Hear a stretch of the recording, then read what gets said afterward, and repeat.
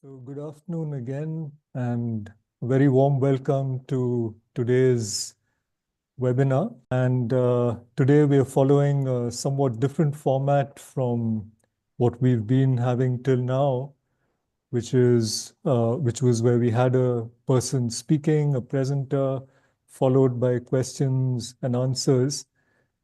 Today will be in the nature of an interview, an informal interview conversation, after which there'll be time for questions from the audience as well.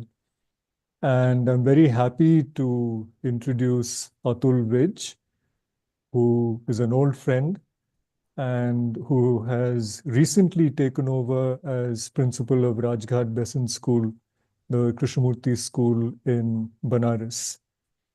Atul has a very diverse background.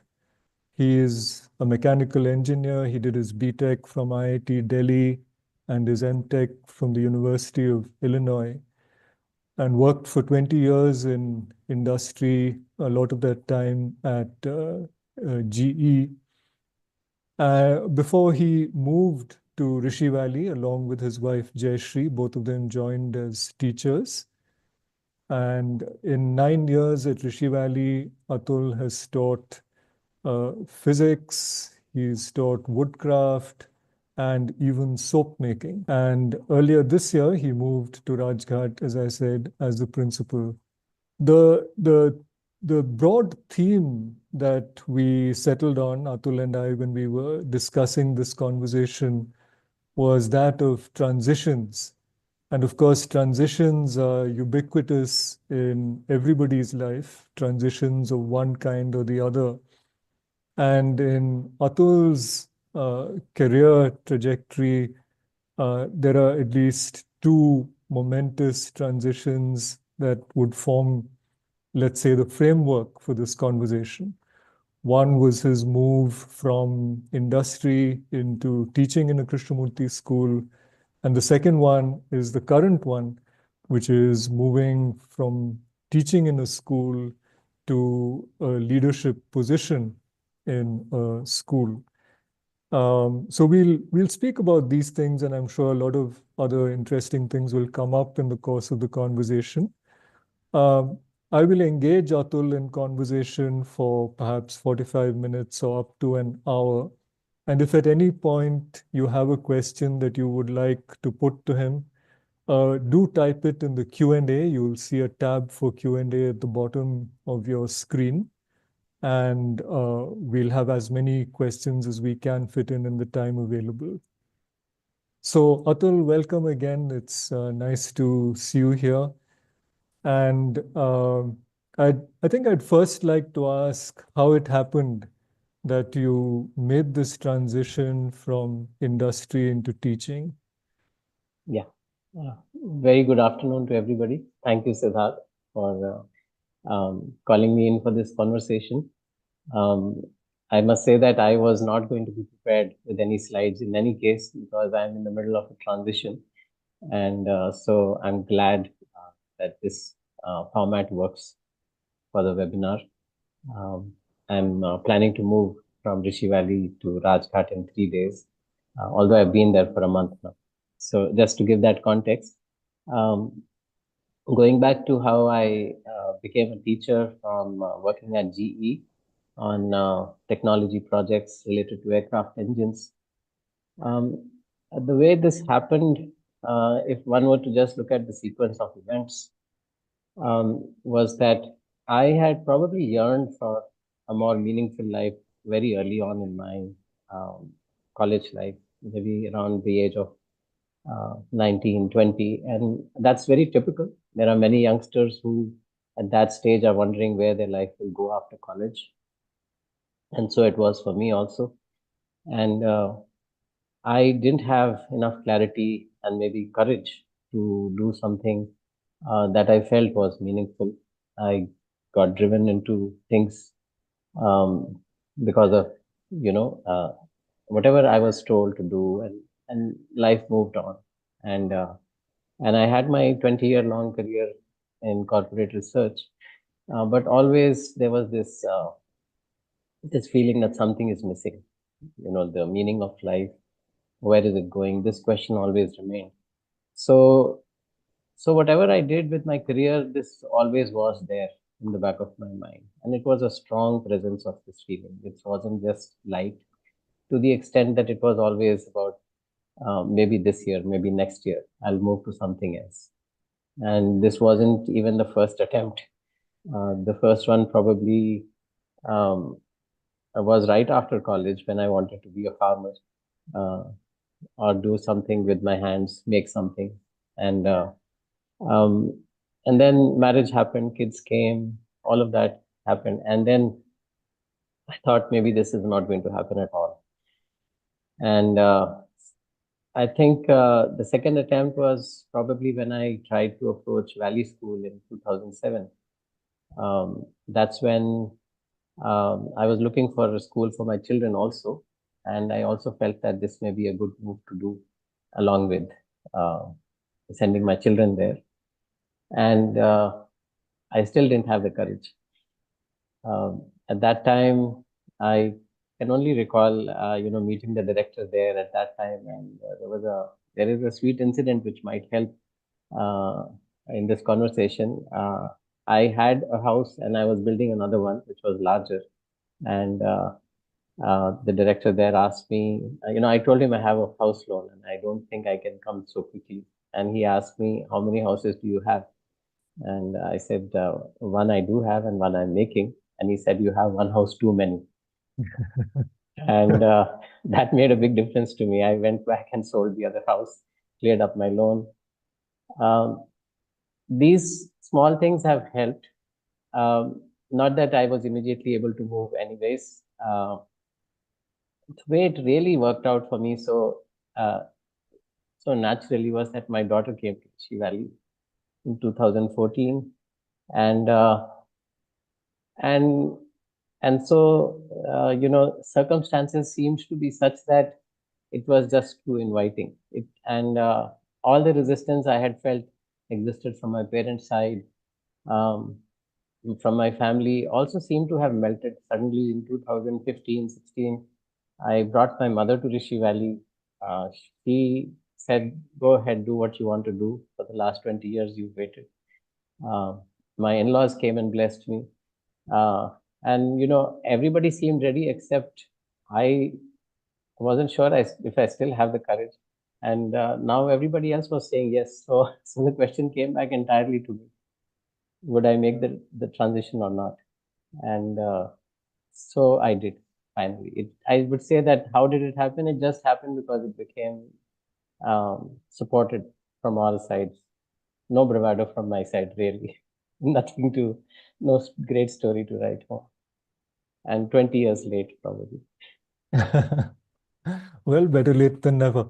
And Yes. but you mentioned that even at this point, you needed to sort of muster up the courage to make the move. That's the word you used. So Yes. I was wondering why you use that word. Why did Yeah. it need courage? I think we probably just grow up with a lot of perceptions which are given to us by just everything around us, parents, and overall the place we grow up, our colleagues, friends, everybody tells us that you need a certain amount of money. Well, actually, they don't tell you how much money, but it just seems like it's an endless limit. So Mm, that is a big scare. One never really actually estimates what one needs, and and so this goes on and on. It's just an insecurity. There's yeah, nothing tangible behind it, and so one loses courage when doing something which seems a little off track. yeah, yeah. Um, and probably there's not too many people coming back to tell the story that it wasn't so difficult. So that's what we are doing today, I think. Right. Yeah. So when you actually made this shift, how would you describe your state of mind? I think I felt just very deep gratitude that this finally Gratitude. happened. Yes, gratitude. Okay. Yes, Right. that was the feeling that always stayed with me. That that thank God this happened. You know that something which I had sort of lost hope about. And uh, Mm. and so gratitude was the main thing in my mind all the time. There was a new lightness, a bit of adventure. I didn't know what I was going to teach exactly or how I would do it. So, and I was very passionate about doing things with my hands. So I joined soap making classes. I liked to work with wood even earlier, but then I took more classes, found people who could teach me. I wanted to have something to offer to children. And the last 2 months I spent in my corporate career was full of this energy of learning something so that I could um, give something to children. Apart from physics, which I also refreshed. Um, so yeah, all of that was there. So there was this excitement of new adventure. Um, there was gratitude, and gratitude not only just for the opportunity that had just happened, but also to everyone who was so supportive. Most of all, Jayashree, because um, she took the adventure so naturally. It wouldn't have been thinkable without her support. Yeah. Right. Yeah. So I would If say I, that if, was yes. Yeah. yeah, yeah, But yeah. If I understand rightly, you also did work as a volunteer for some time in a school in Bangalore before you made this move to Rishi Valley. I was wondering if you could tell us a little bit about that and whether that in any way influenced your decision to move full time to a school. yeah. Yes, actually, around 2012 is when I started feeling very strongly that it doesn't have to be a full shift. One need not, give up a job and so forth. After all, one is looking for meaning in one's own life, first of all. What impact one makes to the world is it should follow if we are working on ourselves. And one simple way to go forward was to volunteer at my own children's school, which was a Steiner school in Bangalore, and Jayashree was working there as well. So I would go every morning as a volunteer. I taught physics blocks for grade six, and the following year I took that class to seven, and then I've done eighth also. So that volunteer work, one, of course, it brought me face to face with children. And the first thing I realized about children is their innocence is extremely powerful. Um, for a person to stand before them and then to offer something from life, because fortunately that school also has a very similar intent. So to not just be a bookish teacher, but to offer something from life, that made me come face to face with myself, that I had to actually have experienced what I was teaching in some way. There were things to make every day, and and so I got a little better at handwork, making experiments. So, and in the course of all that, I felt that I was loving to teach. I Mhm. was loving being with children. I Yeah, uh, I felt that I don't know if it makes a difference to them or not, but it was making a big difference to me. I was right. definitely a happier, uh, more enthusiastic person. I was working much harder because I would be teaching in the mornings, coming back to my work at GE, and then um, preparing in the evenings for the next day. So all of that was going on, but I felt full of energy. So it just seemed like the right thing to do. So yes, in that sense, I felt like teaching could be the way forward for me. I didn't have to be, let's say, a farmer. Although I could Right. do all of that at Rishi Valley, I felt. Right, right. Yeah. Now, when you actually made the move fully to go into a school, did you have any kind of trepidation? Were there things you were worried about or anxious about? I think we maintained continuity of several things so that we wouldn't be shocking the children too much. One was we took a lot of their belongings from home, and so that the objects familiar to them were around, so that they felt at home. And in that sense, they would feel at home.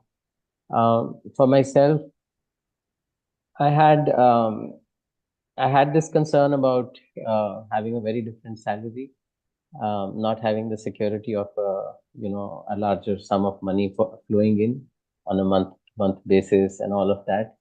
But that was more than amply balanced by the feeling that I was in an institution which carried a good intent. I think that is an extremely what shall I say it, comforting situation, because if you have good intent around you, what can be safer? You can have the riches of the world, but if the intentions around you are not good, then how safe are we? And we see that every day now, with wars and all that happening. So I felt that somehow, very intuitively, it was not a calculation at all, but I felt that I will be in good hands. So being in good hands is, That's I think, security. Yes. yeah, that's so interesting. You know how decisions are made sometimes with an intuitive sense that they are the right decisions to make, and you don't always calculate things through. In fact, I think we rarely do. I think we allow our unconscious to see what needs to be done. Now, you mentioned that you ensured that there would be some continuities, especially for your children, so that things didn't feel too unfamiliar. So I have a Yes. question relating to that. In your work before you joined the school and then when you moved into the school, uh, in your work, did you feel there were any kinds of continuities? And of course, I would also ask, were there any radical discontinuities? I did some bit of teaching at GE also. Um, so one could call that a continuity. Um, but I worked more with adults. That was a significant difference. But I think of all things, the biggest significant or the most significant difference was the intent of the organization. Um, the I mean, that's a technology organization. It's commercial. It's a business, and I don't have anything against businesses or anything like that. But to be in an organization whose sole intent is to bring about goodness, that I think nothing matches that. Somehow that has a very big pull. So that was a big discontinuity, but a positive one. And Right. yeah, so, but other than that, in terms of what work I did, it was very different. I was dealing with more numbers and technologies in my latest role at GE. And here I was with children and with colleagues who had also come to Rishi Valley with similar intentions. So that Mm. was a very big difference. Right. Now, when we think of transitions, we like to, use the adjective smooth. We think of smooth transitions, and I hope your transition into Rishi Valley was a smooth one. But I'm just wondering, in this process, what were the things that helped you to make this transition at Rishi Valley? What were the kinds of support you needed, which perhaps you found?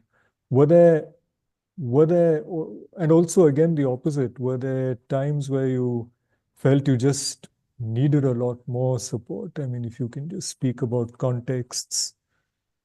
Yeah. Um, in the Rishi Valley context, actually, I would say it's a comfortable place. There is support. It's a settled school. When I came in, my first question, of course, to myself was that I've never taught children in senior school. Uh, I had taught physics in junior school or middle school, I should say. And I had, a very senior mentor there. And in fact, I had the good fortune of sitting in one of his classes for a whole year. Um, Plus, I would review my notes with him, and he would, you know, actually patiently walk me through things. Sometimes I tended to be too ambitious about what I could do in a class, and he said, "Give this a few years." So there were always these patient years and encouraging words, and that helped a lot. Also, in matters related to teaching where,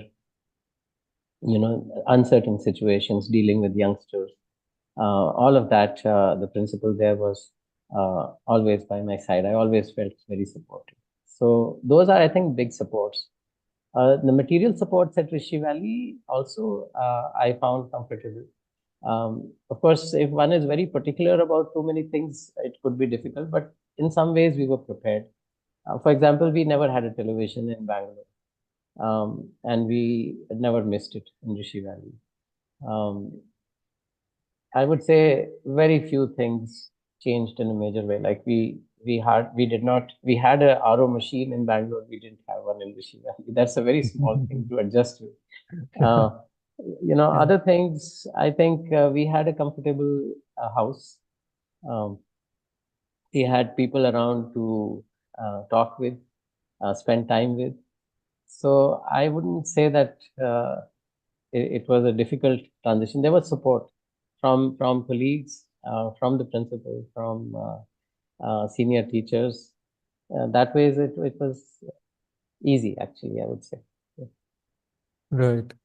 And so when you went in, your engagement was initially with senior school physics and with what else?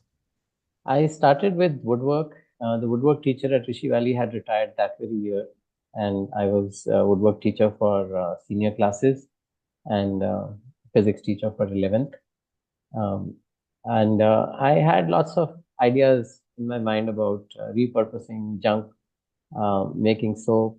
All of these were going on in my mind, and I was making plans about when this could be done, how it could be done. Also, just after my first year, I was asked to be a class teacher, and that was a very new thing for me. I didn't really understand what it is. In fact, I remember asking the principal, "What does it mean to be a class teacher?" and uh, and that led to a very good discussion of what it is that one holds as a class teacher. It's basically to hold the class together and stick with the intent of the school as well. Everything else comes uh, after that. There's no formula as such, but then these were the things I did in my initial few years, and then things evolved. I did many more things after that. Right. So you were engaging with children across a range of ages. And Yes. did you find a big difference in the way you were relating with the younger children, the older children? How do you how did this experience open out? Yeah. I think that has been a big learning actually to teach children of different ages. Mm, The question that they carry is different. Um, for a class six child, the question is this just a natural curiosity? What happens, in a particular natural phenomenon? Um, Even in class seven, one can see a small change about how does it happen. I want to right. know what's behind it. And in class 8, something within the child changes and they want to know, why should I know this? And then, as it goes to higher classes, there is a point where they actually stop asking questions. They seem to go into a small shell for at least a couple of years, and how they will come out at the other end depends a lot, I think, on what was done before they went into that little shell. And when they come out the other end, um, they can be very curious. They can be seeking a purpose in life or a meaning for life. On the other hand, they can mm, sound very disillusioned or cynical also. So, Mm, I think the uniformity seems to be less when they grow up. Children seem to be more similar when they're younger. That's probably a sweeping statement with a lot of exceptions, but my mm. experience was sort of like that. Um, that something changes in the years between ninth and 10th. 12th, they are already looking out very seriously about where life will take them, and they are more and more aware of what opportunities lie ahead. Or sometimes they are not aware, but they want to know. but the world matters a lot to them. In 11th, it doesn't seem to matter that much. Their own impulses seem to matter a lot. That what do they want to bring into the world? Right. So those are the differences I could see in my 9-year tenure as a teacher. Uh, yeah. Yeah. Earlier you had said that one of the discontinuities in moving from industry into Rishi Valley was the difference in intent. Yes. And the intent in the Krishnamurti school, and you mentioned goodness, was something that drew you. I was just wondering, how did your engagement with the intent sort of develop over the years you were there? Yeah. The intent brought me um, to Rishi Valley, and the intent is what keeps me um, within KFI. And how did it evolve? If you ask, I think I was associated with that intent for quite a while. I was reading um, Rudolf Steiner, and I was also reading Nagraj Sharma, who propounded Madhyas Darshan. And I can say with confidence that their intent was the same. Um, and so when I came to Rishi Valley, I felt that yes, the intent is exactly the same, but I hadn't read Krishna Ji, not much, and so I began reading, and I was. Initially it was an intellectual reading, but then it slowly penetrated into my feeling life. To have a feeling for what Krishna ji has said. Because I in today's date, I would say that Krishnamurti has to be read with feeling. It cannot be just a pure analysis of text. Um, I don't know if that makes full sense, but one has to grapple with the whole of what has been written. One has to see in which context. Um, one has to read meaning into it. It's not just analysis. So that's how it has evolved. It's seeped into my feeling life. Do I compare whatever I read before with Krishnamurti? In my earlier years here, I did to some extent. I was curious to see if the three people I was so influenced by said similar things or they said different things. And uh, I felt that their intent, I don't have any question about that. That I think is the same. But to Right. what extent they detailed out things uh, in various walks of life, that differs. Apart from the reading you were doing, uh, were there other ways in which the school gave you space to explore this intent? Yeah, it wasn't purely an individual journey. Definitely, there were forums, the weekly K discussions and the at least monthly discussions with students. Could you Those were say a also little there. bit more about the weekly K discussions? People may not be familiar. So, Okay. So yeah. at Rishi Valley, we have this rhythm of a group of teachers meeting every week, and we pick a text. And sometimes we don't pick a text also. We just pick a topic, and um, then we look at it in the light of the school's intent, its context also sometimes. Sometimes these discussions go into what is happening in the school. All of this happens, but we do meet every week, and we come across different ways of seeing things also. So with many people that happens. You get a diversity of views. Uh, Sometimes we converge, sometimes we don't. But there's always a trailing thought that's left behind. So you go home and it goes on. It makes you read more, go into it more. Yeah. So Right. that's the weekly rhythm. And then there is the monthly rhythm, which I can also tell a little bit about. That's with class 11 and 12 students. Um, we get together once a month in the evenings, and usually a passage has been chosen a priori, and we read that together, and questions arise in someone or the other's mind, and then we dwell on those questions. Right. Yeah. Now, I'm just taking a look at the time. We're almost half an hour into the conversation, and I'd just like to remind listeners that if you have any questions that you would like to ask, please do feel free to put them in the Q&A, and we'll take them up by and by.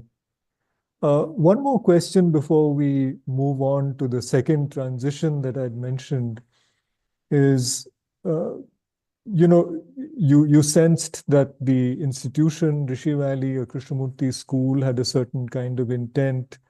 And I'm sure in more specific ways, you had intent as well, which may have come out of that larger intent. In some cases, they may have had to do with specific things you were doing in the school, the classes you were teaching, and so on.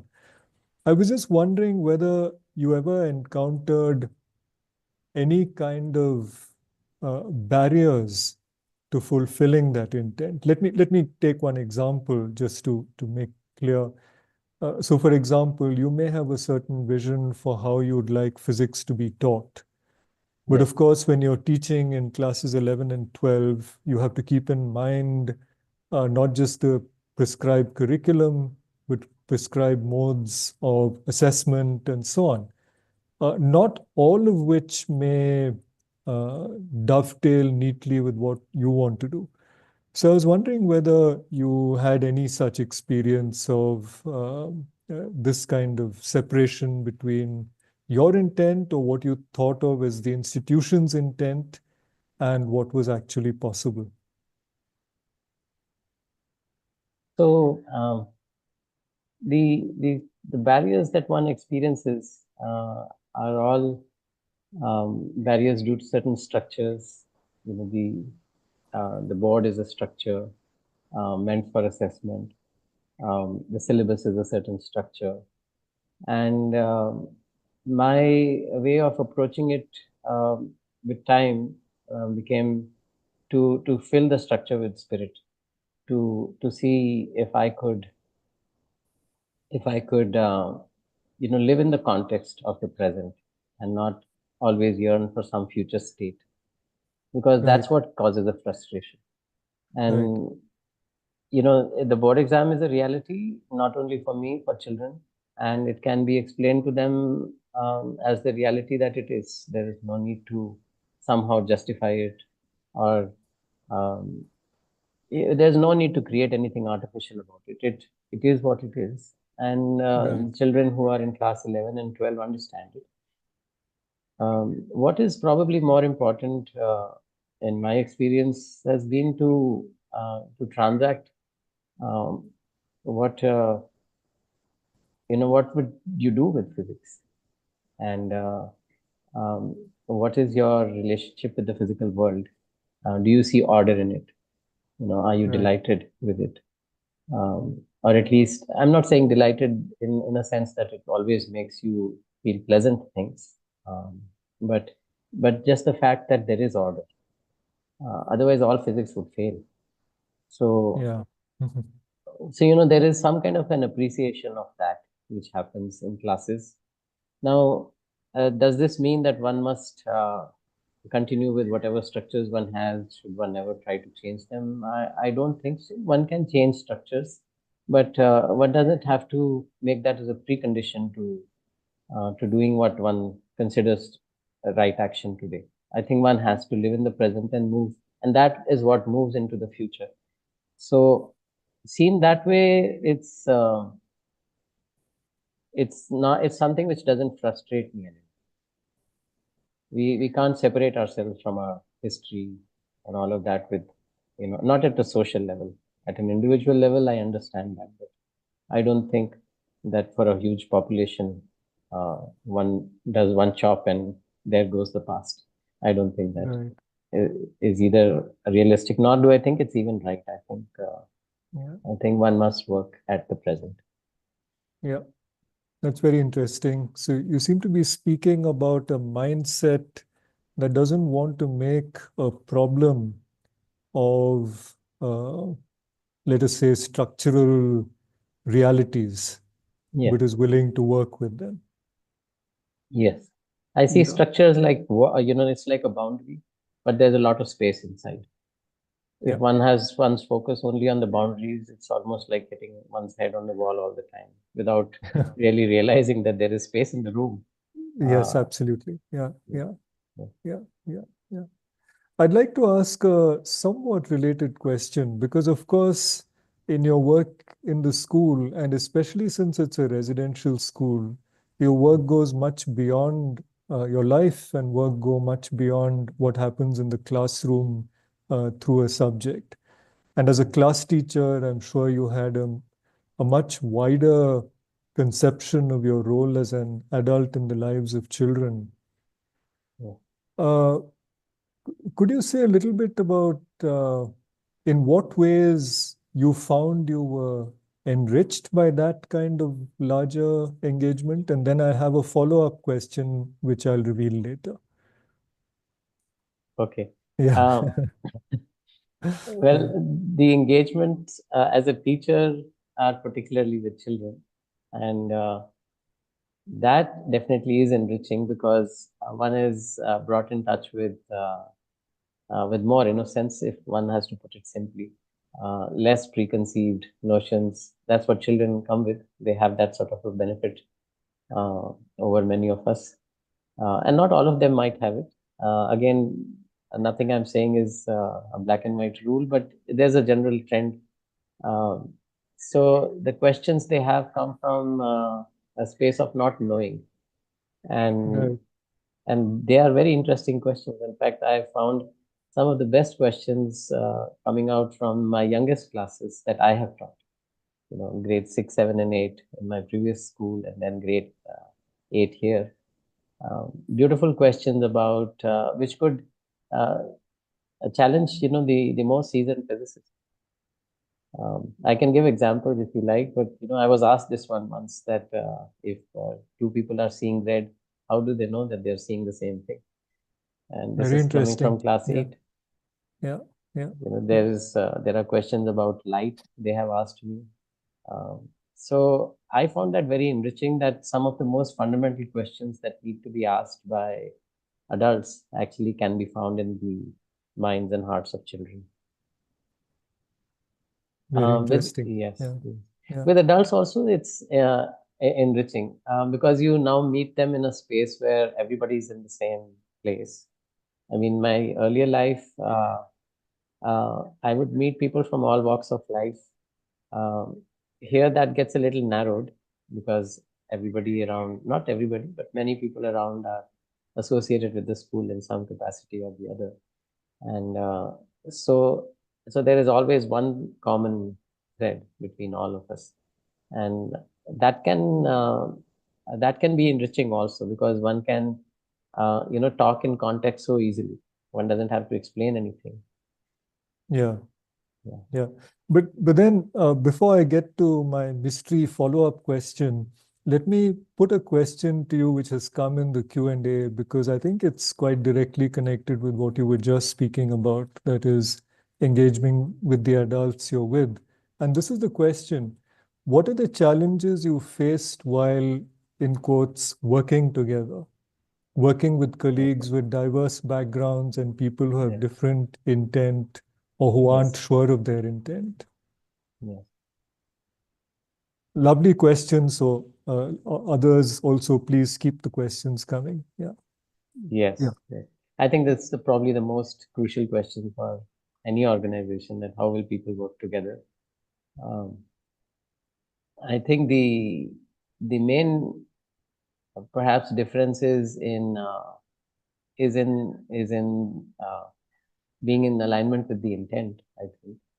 And you see, we are sometimes uh, in a Krishnamurti school, but we are still looking for a structure of a certain kind, a structure that does this for me and does that for me and another 100 things for me. Where is professionalism? All of those questions form um, some of these discussions, which can lead to some kind of discord between people, and in all of this conflicts arise. and the intent of the school is lost, because the intent is actually subtle. It's very strong. It's subtle but it's strong. And yet our eyes can be taken away from there. That what we hear from. I'll give you an example which is easier to visualize. I mean, when parents fight, and sometimes they're fighting over the child, and the intent is lost from both their minds. They are so particular about what the other is Yeah. doing, Yeah. and they Yeah. can go to various extents of Yeah. fighting, separation, all kinds of things. And yet, Yeah. if you ask them individually, their intent is the same, and yet that intent, that connect is lost. Yeah. So that can happen all the more, in colleagueship. Yeah. And so I think the antidote to that also is to come back to the intent. I Right. don't see any other way, whether we are And parents or teachers. to explore it. Yeah. Yes, Yeah. to explore it, and also to see its universality. It's not Yeah. that this is an intent that has come from, some other context. It's the universal context of the human being. Yeah. Yeah. Yeah. Thank you. So anyway, let me come back to the other question that I had wanted to ask you, which was to again do with engagement with children in contexts outside the classroom. I'm sure as a class teacher, as an adult there must have been situations where there was behavior that was problematic. And I was wondering, and of course, as teachers, it's our responsibility to find ways of addressing this. And certainly in the Krishnamurti schools, we wouldn't want to do it in ways that are based on fear and conformity and so on. So I was wondering what your experience of dealing with this kind of thing was. What were the challenges? What were the kinds of solutions you explored and so on? Or were there, maybe I'm assuming, were there any serious issues of behavior that you found yourself needing to deal with? Yes, I mean there were, and I only dealt with senior children. Yeah, So the nature of those situations was probably different from what it might have been in a junior school or with younger children. But they were there. And what one has to perhaps do is, one is, of course, the immediate putting out of the fire, if there is one. Um, and yes, that requires a lot of composure to do it right. One cannot be violent. One cannot bring, one's own preconceived notions about things. One has to see only what the risk and the issue is, like, what the danger is right now, and save the situation. So that is one thing. Um, and there can be many examples I can cite about this. The power here is gone. yeah, we can hear you, but we can't see you. Okay. Yeah, So, Um, a situation where, let's say, the children have gone out of the campus. Um, of course, the immediate thing is to bring them back. And, or if there is a situation where two children are relating in a way that is inappropriate, the immediate thing is to not let that go on. And then after that is when the real work starts, I feel. I mean, that's um, just to create a safe situation. Now, that's after that is when one has to understand the children, what happened in their inner life, what is going on. And I think if one does that, that is when it's very rewarding. That if one has gone into the inner life of children to see why this happened, and the range of causes can be quite wide, from sleeping patterns to influences from media to all sorts of things. And relating with the children more than just discussion is what helps. The children must understand that we are on the same side of the table as them. Once yeah, that happens, all discussions become fruitful. Right. And without that, as long as we look to them like we're on the other side, Yeah. discussions fall flat. Right. So yes, these situations happened, uh, Yeah. and yes, this is what I learned, that the Yeah. right way to deal with them is to do it this way. Yeah. So one of the things I'm taking from your response is that the ground of meaningful action is relationship. That, building relationship, and in that, conversations that happen are meaningful. And also, I suppose in that, there are times you need to take actions which might look strong and which might even be resented by a child. Just Yeah, as in a family situation, I mean, parents sometimes need to take strong restrictive actions, let's say one kind or the other. But when there's relationship, uh, then the action has a context, and it's not perceived as coming out of, authority and and so on, out of a desire to control. absolutely. Yes. Yeah, And yeah, one is the relationship should ideally have existed even before the incident. right, But absolutely, sometimes I've had a situation where the relationship actually strengthened after the incident. right. That's Um, so interesting. Yeah, yes, a strong action was taken, but then there was a lot of follow up. yeah, The child, had the confidence that I was also holding their hand yeah, while I was talking to them sternly. right, So yeah, when both are there, I think in the end, it builds a nice, strong relationship. They remember you for yes, it also. Not yes, that that's the goal, but still, it's just that um, it's the some of these ups and downs yeah. that form the memories in a relationship, if you want to call it. Right. Yeah, Yeah. yeah, yeah, yeah, yeah. Absolutely. Yeah, yeah. Thanks, Atul. Now, I see that there are more questions coming into the Q&A, and we'll come to those. But before I come to some of those, there's just one comment from somebody who will miss the rest of this because a flight has to be caught, and he's asked whether this recording will be available. So I just want to let everyone know, yes, there's a YouTube channel which has all of these webinars, and this recording will be placed there after a few days, so you can access it. Now, I'd like at this point to sort of move into the second major transition that we were talking about, and it's perhaps relevant to in quite directly to the question we were just looking at, where this question of authority had come up. Because how do we deal with a difficult situation without imposing authority or without a position of primarily of formal authority? And now, of course, you find yourself in that position. You are going as you've gone as principal of Rajghat. And can you tell me what are your thoughts, what are your feelings at this point of time about this transition? Um, I think the realization that I had about this role is that love and authority can coexist. It's it's a sort of an affectionate authority. The other side of the coin, if one has to call it, one side is authority, the other side is nurturance, and we see that in our everyday lives with parents.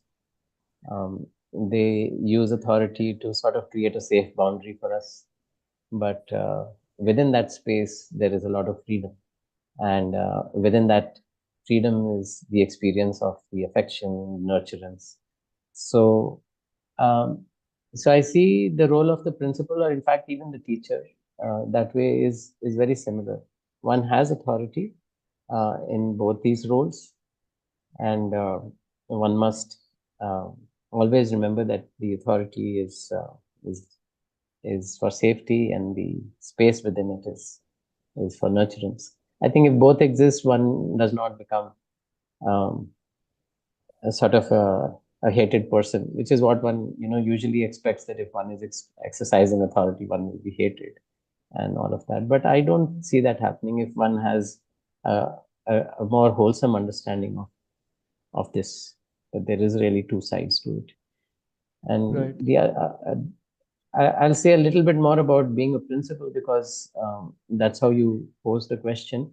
So while authority belongs in all the domains of a teacher as well as a principal, I think this new role puts me in the responsibility of nurturing teachers more consciously, and that is constantly on my mind.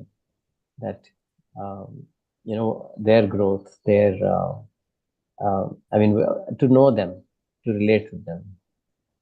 I am not only now concerned about the inner life of children, but also of grown-ups, and that's a very difficult and maybe not difficult, but different um, situation than only relating with children in that way. Yeah.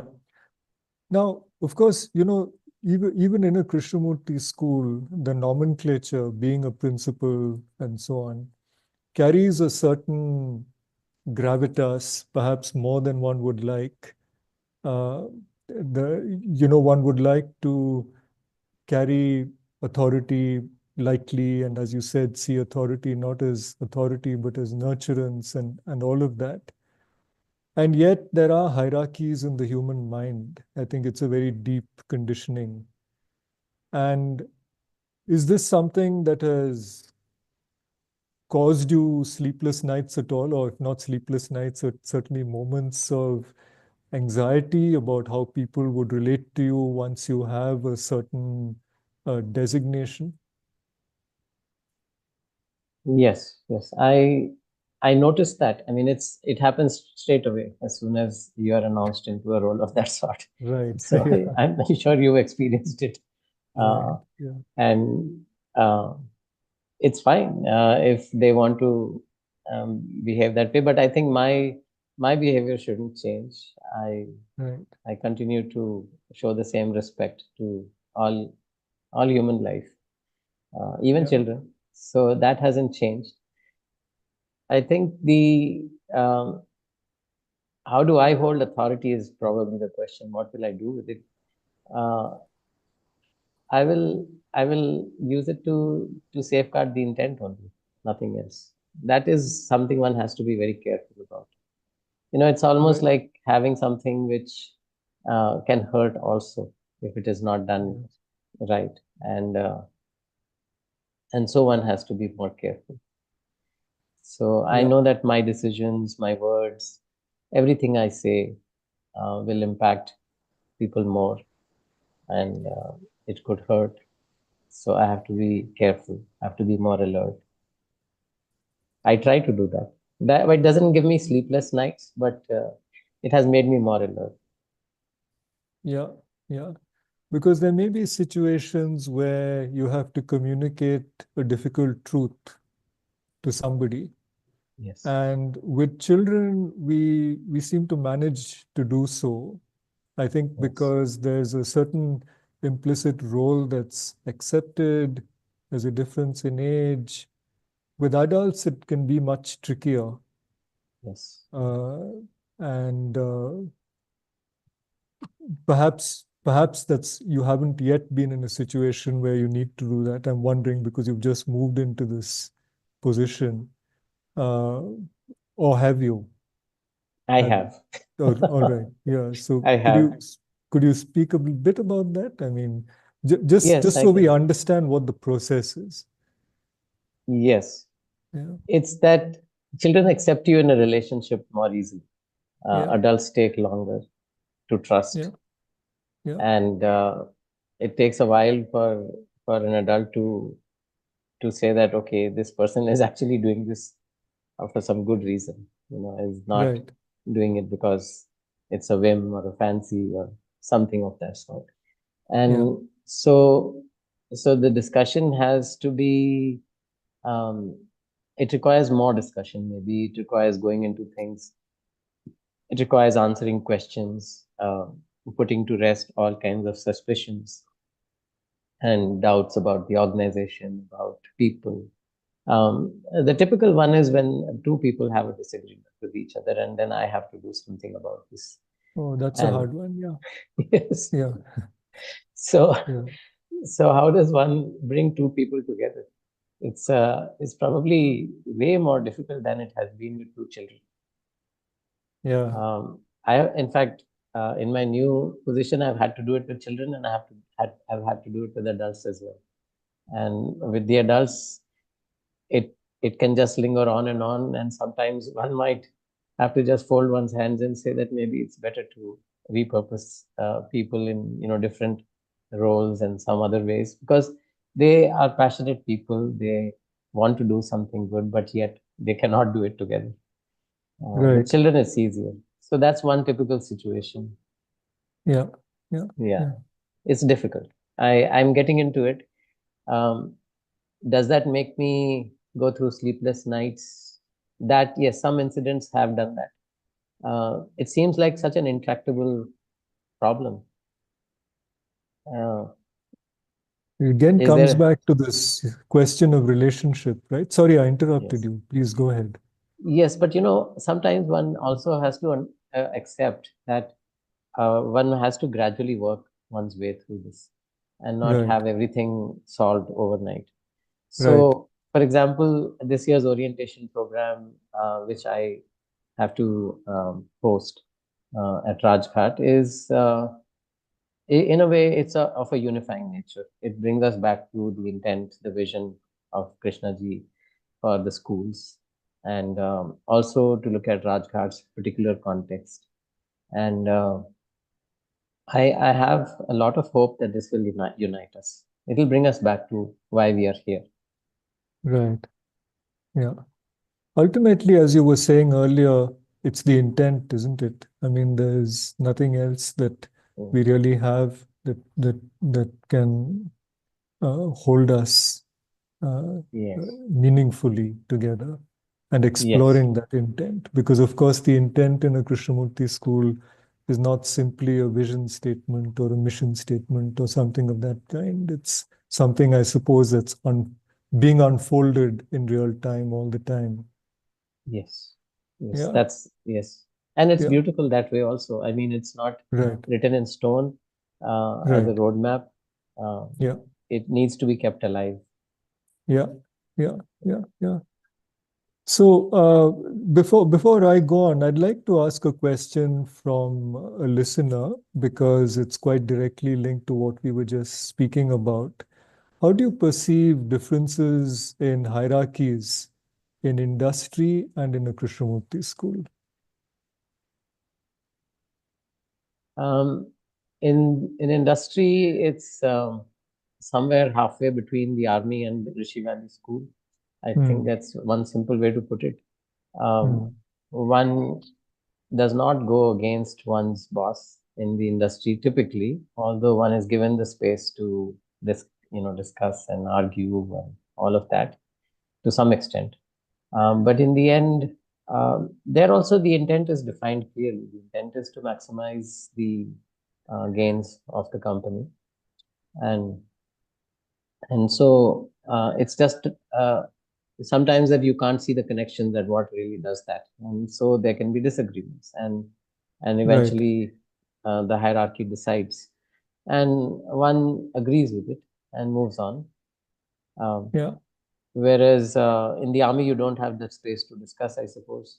And in the Krishnamurti organizations, I think one can have those discussions. One can, Right. always come back to the intent of the school.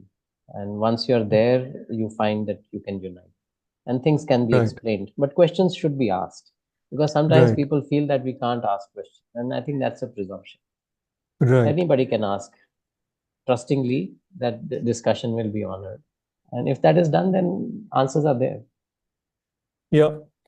But I think learning how to question is also an art, isn't it? Because quite often questions are, in fact, disguised statements. It's more about this is what I think, and you pose it as a kind of rhetorical question. But there are also questions where you are seeking to find out. And I suppose when you say that, the orientation meetings you're planning, you're hoping will bring people together, I Yes. suppose the ground of that would be a kind of shared, genuine inquiry where Yes. questions are held together. Would Yes, that be right? Yeah. absolutely. In fact, Yeah.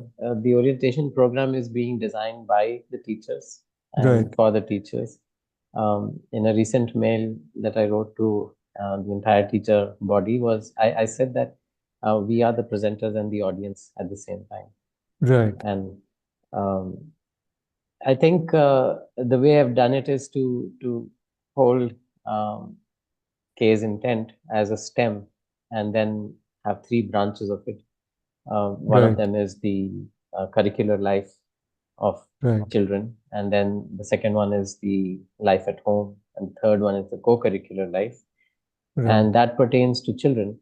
But then, what about the life of the teacher, which I think is very intimately linked to children in any case, but nevertheless needs some attention. So the first day's program is actually about the intent of the school, our own uh, reasons for coming to it, and then colleagueship, which is Right. basically how do we hold the intent together. So there are two sessions on that. So my hope is that we will design these in such a way that there are questions that come from the teachers, and Right. they're kept alive. Nice, good questions that can be held during the sessions, so that um, we're not just providing answers, but we are looking at why we are here. Yes. Right. Yeah, yeah. Thanks for going into that a little bit because, in fact, one of the questions in the Q&A was to request you to say a little bit more about how you're thinking of the orientation. But now I'd like to go to two more questions from the Q&A, both to do again with transitions. Yeah. And here's one which I think has to do with your transition. How does one transition when one is unsure of one's own capabilities as well as of future possibilities in life? So as if I understand the question rightly, there are inherent uncertainties when one is making a transition, and you're also unsure of yourself. So how Mm. does that affect the transition? Yeah. I think I can only say how I did it. I can't say how does anyone do it or everyone could do it. I think one does it very similar to becoming a parent. One doesn't know how to raise a child before becoming one, and um, this is often said of motherhood. You have the child, and then wisdom dawns. Step by Yeah, step. You see one step, then you see the next, then you see the next. So this tendency of knowing all the steps beforehand, I think that can put a big um, barrier to all adventure. We won't right, know it, and so one has to have this a little bit of this adventurous streak of going into the unknown. right, If one doesn't do that, then life can be very safe, perhaps. It might end up very right. boring and maybe even meaningless. So Yeah, so that has helped me, and I would say in my case, I was also very fortunate that I had a companion with right. the adventurous streak. So Jayashree had that in her already. She Right. was a Yeah. mountaineer, and she had Right. that sort of spirit to deal with uncertainties, and uh, Right. it turns out okay. That's what I've experienced. But Right. again, that I'm just one person. Right. Yes. Yeah. Yeah. Yeah. Yeah. In fact, since you mentioned that Jeshi shares your adventurous streak, you've had two children yourself who've now graduated from school and studying further. And that leads me to another question about transitions, which I'd like to ask you. And that's again in the chat. How have you seen students from Rishi Valley and similar schools transition into the real world when Oh, they pass out? Having yes. been exposed to a different education and corporate world, what do you see as key exposure areas for kids while they're at school? And what Yes. transition, quote, in quotes, can be brought about in the current teaching grooming methodologies in Yes. practice? Yes. Um, I think Rishi Valley children, sometimes I have been asked this question that not only Rishi Valley, in general, what is it that the KFI does? What is the methodology? And so and so forth. And my one answer has been uh, that we let children have a childhood, first of all, Right. and Yeah. they are able to see, a good intention around them. It's not Right. a structured intent like we will make leaders out of you, or we will make you very successful and we'll get you through this exam and that exam. None of that is said. All that is Right. said is that we'd like you to be good, and we'd like to help you do that, and you'll be happier if you are. And I think those are the messages, whether we say them or not, those are the messages around them in the air. So when they come out of school, um, they have this, many of them at least I can say, have this feeling that they must turn out good. They must not do things which they will harm others, will very simple Right. things. So they have that, and now they are faced with a situation where they see a lot of compromises being done everywhere about goodness. And so they wonder, what happened, why is the rest of the world not thinking like that? And Right. so that is one thing, question that comes to their mind. Now, um, fortunately, I have not seen children stay very long in an experimental stage about doing something which does not agree with their inner voice. They might experiment a little bit, but they very quickly come back, and they feel that their own inner voice doesn't accept something which isn't right. So but there are other things that they have to learn. For example, my daughter didn't know how to use a cell phone when she was in 12th, and she had to learn how to use it. But then she became an excellent photographer with just her cell phone. So, because she approached it with fresh eyes and not through the lens of a device for social media. It was a full device with a lot of more capabilities than just social media. So I think she made the full use of it. She still has the same phone, or maybe no, just changed it. But for a good 4 or 5 years, she learned to use it like an expert. So there are these things of the world or living in the world that they learn, and they all do. Right. I have not seen any of them falter in how to ride a car, a cycle, or a car, motorcycle, or a car, or anything. They do all the things. Right. Yeah.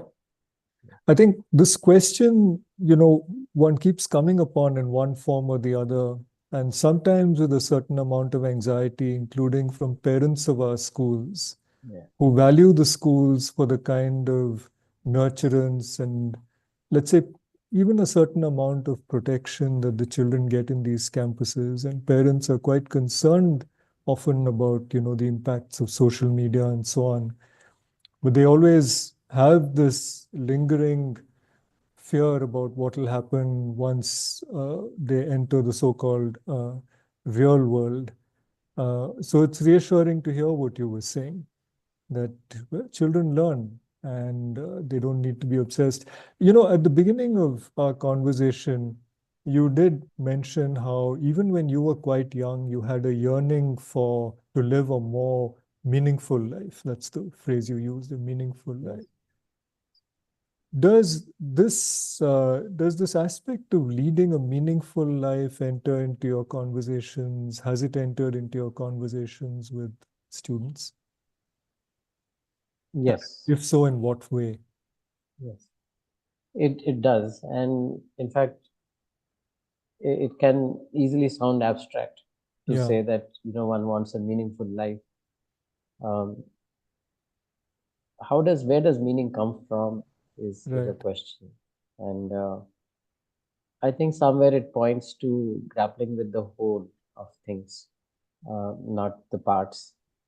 That's and one sees where one's place is in the whole, and that's what brings meaning, if I have to right. articulate. So, That's so nicely put. Yeah. Go on. Sorry. yeah. so, so my discussions with children are sometimes about, how does one see a bigger and bigger picture?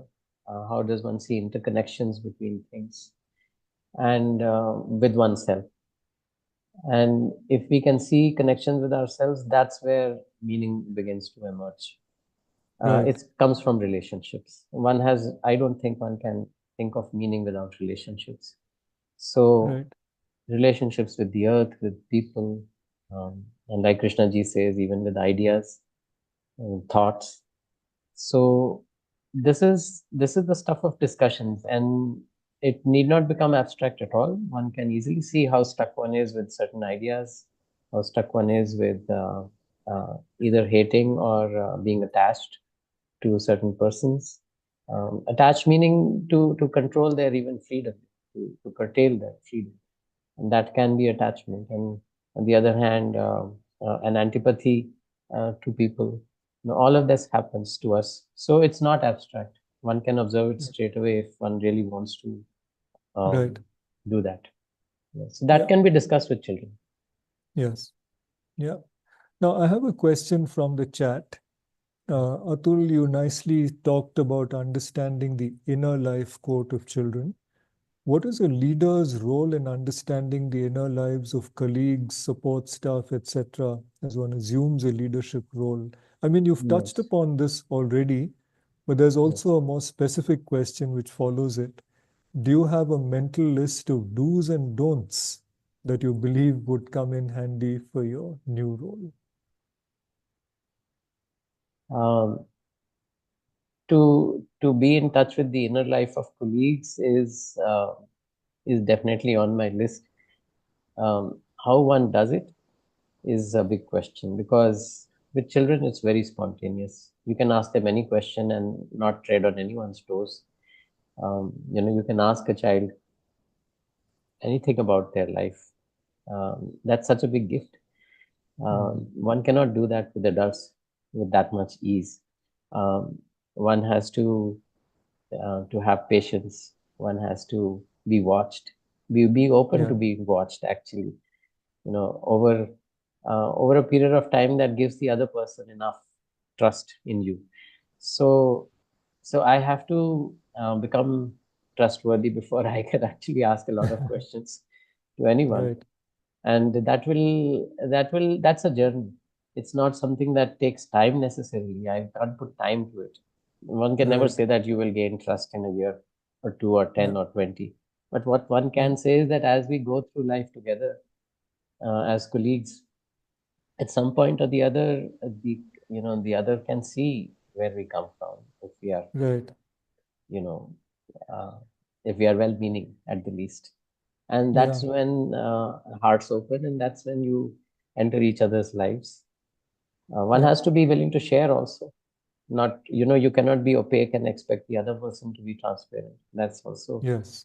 Yeah, doesn't build trust. So I don't have a list of yeah, do's and don'ts, but these are simple things that one yeah, has to be maybe holding. That I if I want to enter someone's life, then they have to be able to enter mine also. So yeah, yeah. yeah. In fact, I think what you've just said sort of part answers, at least implicitly, another question I'd like to put to you from the chat. And if there's anything you want to add, please feel free. And the question is this: is there any key aspect of your own temperament that you would say has helped you with transitions? Um, I grew up as a scared child, I would say, but at some point got scared of having a meaningless life, and that helped. So it just turned itself around uh, and opened a door for me, uh, in the sense that I just I became scared about just passing away without having any meaning in life. So that about my temperament just helped me, I would Right. say. Yes. And also the openness to adventure. Somewhere this thought has always been in my mind that we are all going to die. Um, so why not look for something meaningful? Yes. That's so interesting. I mean, that you've picked on on fear as being something that you turned into a positive. I love the way you answered that. Now, anyway, uh, I have a question which I would like to ask you now.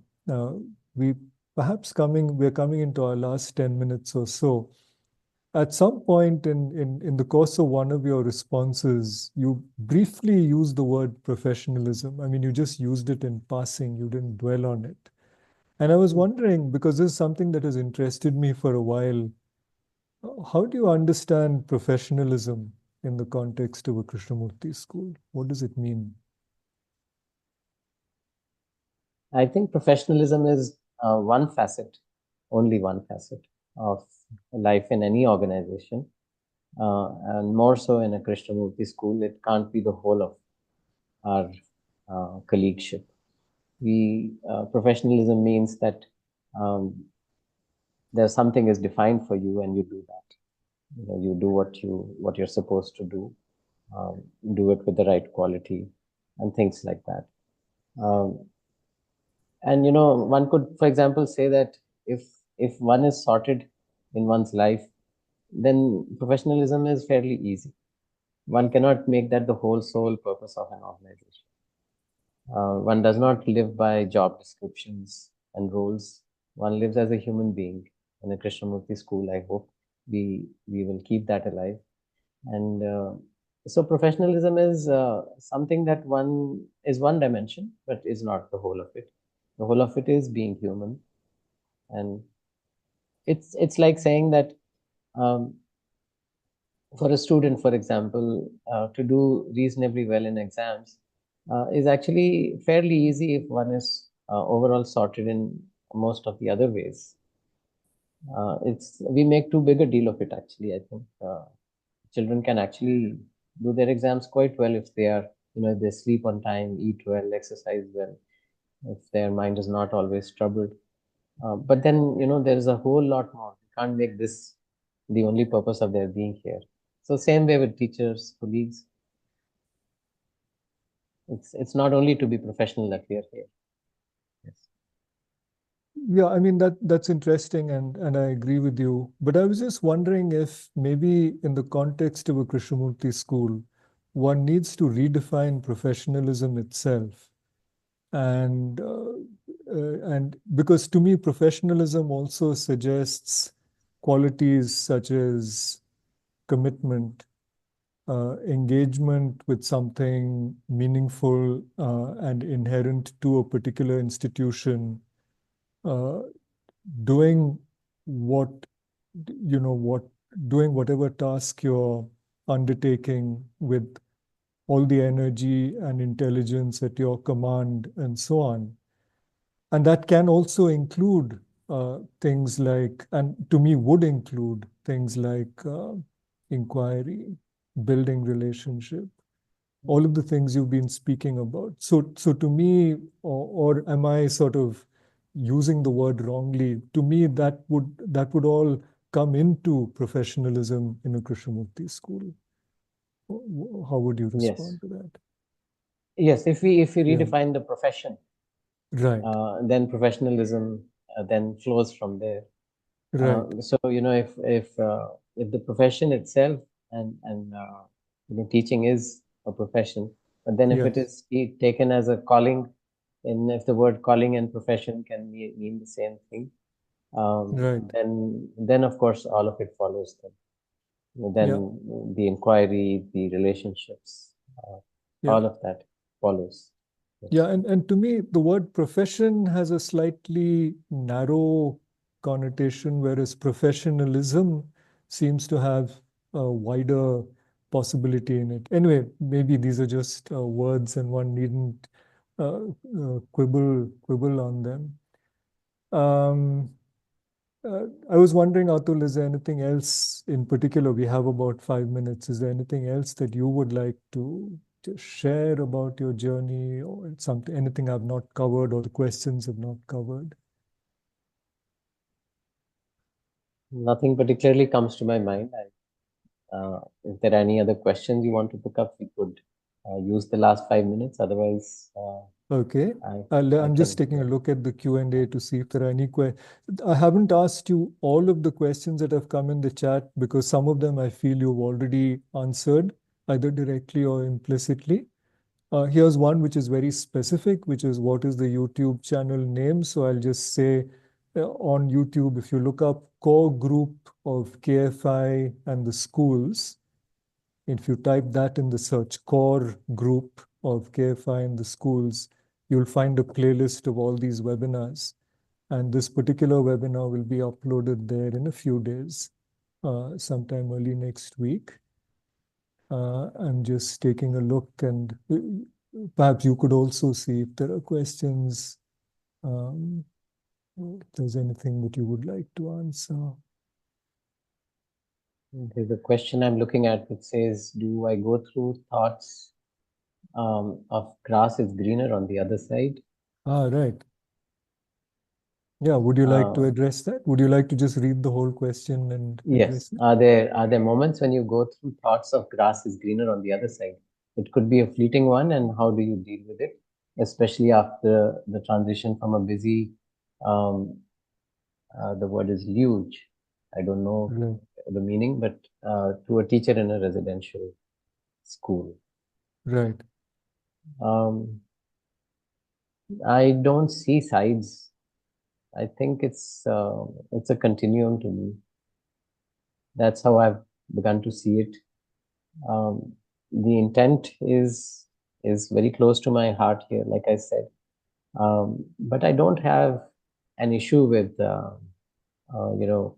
people who build airplanes and things like that. I think we're going to fly airplanes, so it's all right. It's just that uh, I wish one day, if someday the world actually lives with one single intent and builds airplanes with that intent, um, that would be a beautiful world to look forward to. Uh, but no, nothing wrong with the activity I was doing. Right. So, Yeah. so that's in that sense. No, I don't see another side. It's just my journey. Everybody will have one. It's just Right. that's all there is to it. Right. I see now that suddenly there are a whole lot of questions that have come in the last minute or two. So just very briefly, this question I think you've kind of answered implicitly. As a teacher in a residential school, you must have literally walked with the children, both physically and mentally. Do you think that the atmosphere, including the rich natural environment of a case school, helped you in building trust with children, allowing them to open up during their difficult times? So, what is it about the atmosphere in a case school that facilitated this opening up? Yes. The schools, I think for, with the risk of sounding repetitive, the intent of the school, I think, is still the most powerful thing it has. Right, The other thing, of course, is the abundance of nature, right, the expanse of land and nature. right, All of that helps to be with children in a space like this. It just leads to long walks, to sitting in beautiful spaces. Um, One is at ease. I'm sitting here in a room where there are birds calling from outside, and I'm seeing beautiful trees outside. right. That definitely has an effect on me. And if there are people around here with me, I think it has an effect on them. I've seen the effect Right. of it on my own children. Yes. So we have so many gifts. I think all of that has an effect, yes, to build the relationship, to walk with them. But doesn't mean that if I were, let's say, in a big city, in a crowded place, I couldn't connect with children. I would, just that the Yeah. context would change. Yeah. It would be through more crises, Hmm. you know, and children would be facing a lot of more crises there, and then you would connect with them through crises. Right. That's all you have. So But it's the connection that's common. It's establishing that connection. I think we have time for one last question. And to those who have put questions that we didn't have time for, sorry about it, but we do need to close at 5. And this question is, well, part of transitions is also leaving something behind. What do you think you're leaving behind, and how do you feel about it? Uh, I wanted to keep teaching, so I am still teaching at Rajghat. I'm teaching physics and I am doing whittling or woodwork. And so I haven't left that behind. Um, I have less time with children now, but it's not like a leaving behind type of a feeling. Um, have I left Rishi Valley behind? No, I don't think so. I think somehow or the other I will land up here for some occasion or the other. I will miss it. So I don't think I have left anything behind. I don't know if I'm answering the question in the spirit it was asked, but I still see it as a continuum. I think I'm with the same intent in a different role in a different location, Yeah, but with very similar. In fact, in some cases, the same people even. I mean, right, they're still taking care of me. right. Yeah, yeah. Thank you for that, Atul. Now, I'll just say one thing in response to the very last question that has come here. And the question is, can we organize teacher training programs in the Krishnamurti schools to make people aware of the teaching of J. Krishnamurti, as many teachers don't know about Krishnamurti? I'll just say for everybody that the KFI, in fact, is running a teacher education program, which happens in 2 batches. It happens twice a year, and it lasts for 4 months, with sessions happening on the weekends, on Saturdays. If you just go to the Krishnamurti Foundation website or the website of any of the schools and look up teacher education program, you'll find the details there. So with that, I think we should bring the session to a close. Thank you so much, Atul. It was really very stimulating to have had this conversation with you and to have your careful, considered, and subtle reflections on various aspects of what it means to be not just a teacher and a principal, but a human being. So thank you so much. Thank you very much, Siddharth. In fact, all those Yeah, reflections which happened today are very valuable to me as well. So thank you so much for right. making this happen. Okay, sure. So, And thank you all who took time to participate. As I said earlier, the webinar will be available on the YouTube channel in a few days' time. Thank you. Goodbye. thank you. Thank you, everyone. Goodbye.